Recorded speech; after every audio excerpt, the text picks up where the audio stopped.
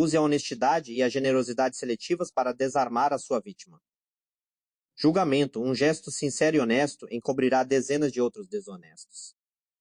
Até as pessoas mais desconfiadas baixam a guarda diante de atitudes francas e generosas. Uma vez que a sua honestidade seletiva as desarma, você pode enganá-las e manipulá-las à vontade. Um presente oportuno, um cavalo de Troia, será igualmente útil. A lei observada um dia, em 1926, um homem alto e bem vestido foi visitar Al Capone, o mais temido gangster da sua época. Falando com um elegante sotaque continental, o homem se apresentou como Conde Victor Lustig. Ele prometeu a Capone que, se lhe desse $50.000, seria capaz de duplicar essa quantia. Capone tinha fundos mais do que suficientes para cobrir o investimento, mas não o hábito de confiar grandes somas a estranhos.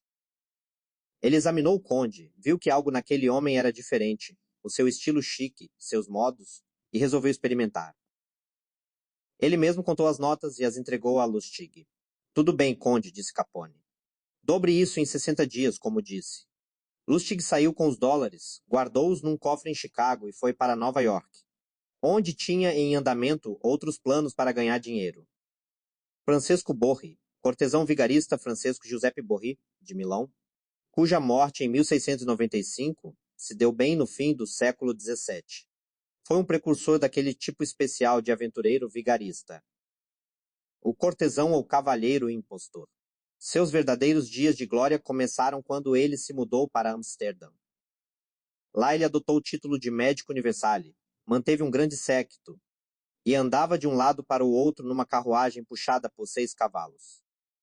Os pacientes afluíam em grande número e alguns inválidos se faziam transportar em liteiras, Paris até a sua casa em Amsterdã. Borri não aceitava pagamento por suas consultas.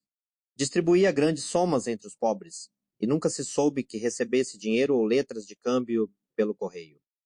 Não obstante, como ele continuava vivendo com tanto luxo, supunhase que possuísse a pedra filosofal. De repente, este benfeitor desapareceu de Amsterdã. Descobriu-se então que havia levado com ele dinheiro e diamantes que estavam sob sua custódia. The Power of the Charlatan, Greet de Francesco, 1939. Os $50.000 ficaram no cofre do banco intocados. Lustig não fez nada para duplicá-los. 2 meses depois, ele voltou a Chicago, pegou o dinheiro e foi novamente falar com Capone. Olhando os rostos impassíveis dos seus guarda-costas, ele sorriu constrangido e disse: Sinto muito se serrar Capone, mas lamento lhe dizer que o plano falhou. Eu falhei. Capone se ergueu devagar. Olhou para Lustig com ar ameaçador, pensando em que parte do rio jogaria. Mas o conde colocou a mão no bolso do casaco, retirou os $50.000 e os colocou sobre a mesa. Aqui, senhor, o seu dinheiro até o último centavo. Mais uma vez, minhas sinceras desculpas. É muito constrangedor. As coisas não funcionaram como pensei. Adoraria ter duplicado seu dinheiro para o senhor e para mim. Sabe como eu precisava disso? Mas o plano não se concretizou. Capone despencou na poltrona, confuso. Sei que você é um charlatão, conde, disse Capone. Soube no momento em que entrou aqui. Eu esperava os $100.000, ou nada. Mas isto, receber de volta o meu dinheiro. Bem. Minhas desculpas novamente, Sir Capone, disse Lustig, pegando o chapéu e se preparando para sair. Meu Deus, você é honesto, gritou Capone. Se está em dificuldades, fique com 5.000 para ajudar por enquanto. Ele retirou 50 notas de $100 do maço de 50.000. O conde, parecendo atordoado, curvou-se profundamente, murmurou um agradecimento e saiu, levando o dinheiro. Os $5.000 eram o que Lustig pretendia desde o início. Interpretação. O conde Victor Lustig, homem que falava várias línguas e se orgulhava do seu refinamento e cultura, foi um dos grandes vigaristas dos tempos modernos.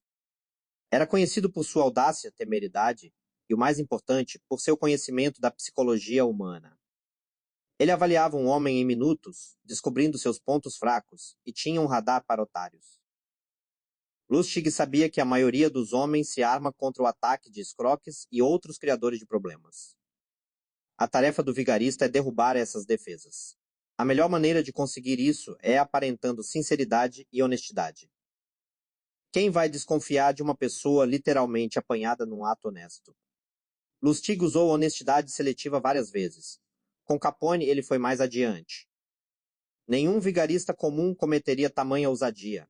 Teria escolhido suas vítimas pela humildade, por aquele ar que diz que engolirão o remédio sem se queixar. Engane Capone e você vai passar o resto da vida com medo.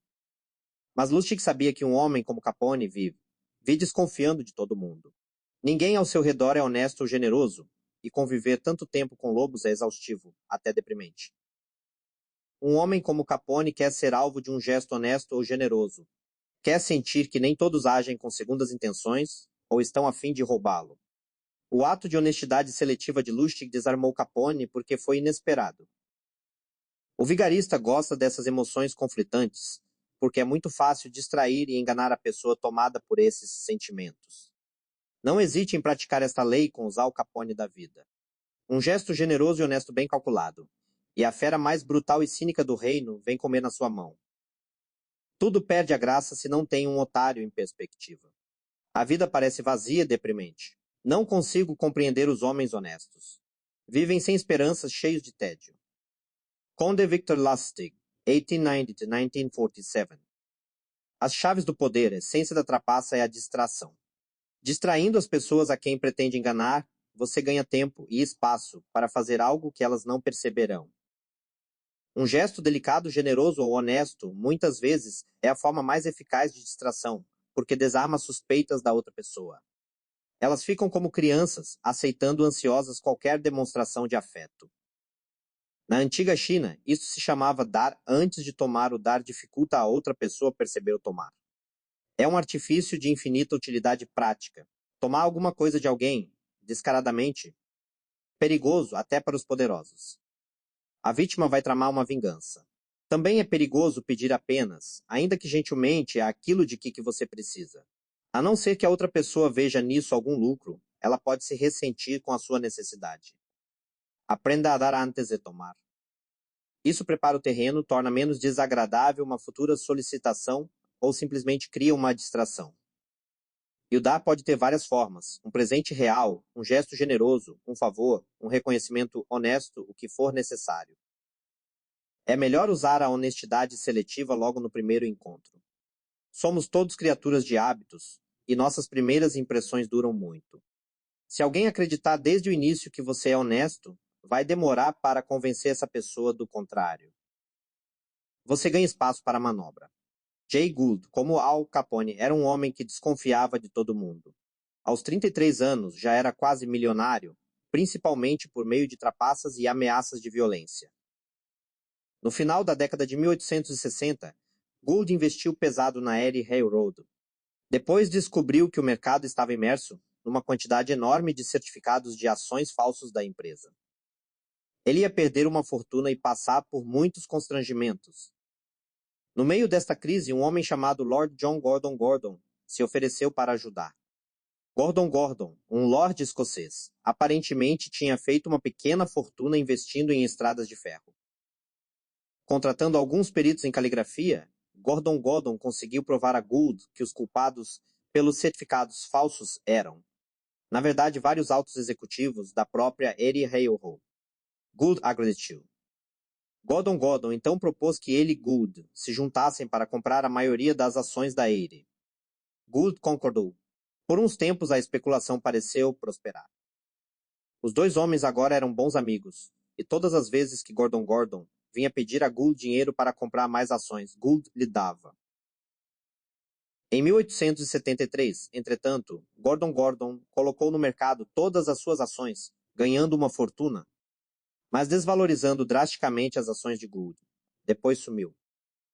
Investigando, Gould descobriu que Gordon Gordon na verdade se chamava John Crowningsfield e era filho bastardo de um marinheiro mercante e de uma garçonete de Londres. Antes disso, havia muitas pistas de que Gordon Gordon era um vigarista. Mas o seu ato inicial de honestidade e apoio deixou Gould tão cego que foi preciso perder milhões para ele perceber a fraude. Em geral, não basta uma única atitude honesta. O que é necessário é a reputação de pessoa honesta, baseada numa série de atitudes. Mas essas podem ser bastante inconsequentes. Na antiga China, o Duque Wu de Cheng decidiu que era hora de assumir o comando do reino cada vez mais poderoso de Hu. Sem contar a ninguém o que planejava, casou a filha com o governante de Wu. Depois reuniu um conselho e perguntou aos seus ministros: Estou pensando numa campanha militar. Que país devemos invadir? Como tinha esperado, um dos seus ministros retrucou: O deve ser invadido. O duque pareceu se zangar e disse: agora? É um estado-irmão, porque sugere invadi-lo. E mandou executá-lo. Ministro por sua observação pouco política. O governante de Wu soube disso e, levando em conta outras provas da honestidade de Wu e o casamento com a sua filha, não tomou precauções para se defender de Cheng. Poucas semanas depois, as forças de Cheng invadiram Wu e tomaram o país, e nunca mais devolveram. A honestidade é uma das melhores formas de desarmar o previdente, mas não é a única. Qualquer tipo de atitude nobre, aparentemente altruísta, serve. Talvez a melhor, entretanto, seja a generosidade. Raras são as pessoas que resistem a um presente, mesmo do inimigo mais ferrenho. Por isso, esta costuma ser a maneira perfeita de desarmar as pessoas. Um presente desperta em nós a criança, derrubando na mesma hora as nossas defesas. Apesar de olharmos com descrença o comportamento das outras pessoas, raramente vemos o elemento maquiavélico de um presente, com frequência escondendo segundas intenções. Um presente é o objeto perfeito para esconder uma atitude falsa. Há mais de 3.000 anos, os antigos gregos cruzaram o mar para recapturar a bela Helena, raptada por Paris, e destruir a cidade dele, Troia. O cerco durou 10 anos, muitos heróis morreram, mas nenhuma das duas partes chegava perto da vitória. Um dia o profeta Calcas reuniu os gregos. Parem de golpear essas muralhas, disse-lhes. É preciso encontrar uma outra maneira, um ardil. Não podemos tomar Troia pela força apenas. Temos de encontrar uma estratégia engenhosa. O astuto líder grego Ulisses teve então a ideia de construir um gigantesco cavalo de madeira, esconder soldados lá dentro e depois dar de presente aos troianos. Neoptolemos, filho de Aquiles, não gostou da ideia. Não era digna de homens. Melhor que milhares morressem nos campos de batalha do que alcançar a vitória de uma forma tão dissimulada. Mas os soldados, entre escolher mais 10 anos de masculinidade, honra e morte por um lado, e uma rápida vitória por outro, preferiram o cavalo que foi logo construído. O truque teve êxito e Troia caiu. Um presente foi mais vantajoso para os gregos do que 10 anos de lutas. Imagem, o cavalo de Troia. A sua astúcia se esconde dentro de um magnífico presente irresistível para o adversário. As muralhas se abrem. Uma vez lá dentro, destrua tudo. A bondade seletiva também deve fazer parte do seu arsenal de dissimulações. Durante anos, os antigos romanos fizeram cerco à cidade dos faliscanos, sempre sem sucesso. Um dia, porém, quando o general romano Camilo estava acampado do lado de fora da cidade, viu de repente um homem que vinha em sua direção trazendo algumas crianças. Era um professor faliscano e as crianças, depois se soube, filhos e filhas dos cidadãos mais nobres e ricos da cidade. Fingindo estar levando as crianças para dar um passeio, ele as conduziu direto até onde estavam os romanos, oferecendo-as como reféns na esperança de agradar a Camilo, o inimigo da cidade. Camilo não aceitou. Despiu o professor, amarrou suas mãos nas costas, deu a cada uma das crianças uma vareta e mandou que elas o fossem açoitando de volta à cidade. O gesto teve um efeito imediato sobre os faliscanos. Se Camilo tivesse ficado com as crianças como reféns, algumas pessoas na cidade teriam votado a favor da rendição. E mesmo que os faliscanos tivessem continuado lutando, a sua resistência teria esmorecido. A recusa de Camilo de se aproveitar da situação abalou a resistência dos faliscanos, e eles se renderam. O general calculara corretamente. E de qualquer forma, ele não tinha nada a perder. Sabia que o truque dos reféns não acabaria com a guerra, pelo menos não imediatamente. Invertendo a situação, ele conquistou a confiança e o respeito do inimigo, desarmando-o. A bondade seletiva com frequência desarma o inimigo mais obstinado, acertando em cheio no coração. Ela corrói o desejo de revidar. Lembre-se, jogando com as emoções dos outros, gestos calculados de bondade podem transformar um Al Capone numa criança ingênua. Como qualquer abordagem emocional, a tática deve ser praticada com prudência. Se as pessoas perceberem, os sentimentos de gratidão e cordialidade frustrados se transformarão em ódio e desconfiança na sua forma mais violenta.